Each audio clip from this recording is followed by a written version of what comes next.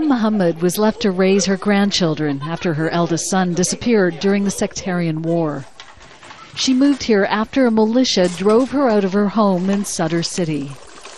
The story of her life isn't unusual in Iraq. She's waited 10 years for things to get better. Iraq is in a needy country, but we have never been ruled well. We hoped it would be better, but it became worse. No rations, no security, no unity, no pension, no hope of better services. The children weren't born yet in 2003, but they're not off to a great start. Only Abdullah goes to school. On this day, he stayed home because there's no school nearby, and he didn't have the bus fare. His sister was named Demo', tears. Her mother, Muhammad's former daughter-in-law, killed herself after being forced to remarry. In the streets of the Mazraa neighborhood, despite years of promises, there's no sewage system, no trash collection.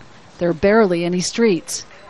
The United States spent more than $5 billion trying to get the electricity back on. But 10 years later, this is what most neighborhoods are like. These lines are running from a private generator. People buy electricity to make up for the 12 hours a day that the power is off. In wealthier neighborhoods like Mansour, there's a building boom. This will be the $7 million mega mall, a 5-story shopping center due to open next year. It's private Iraqi investment, but the construction workers are Turkish. That leaves few jobs for Iraqis.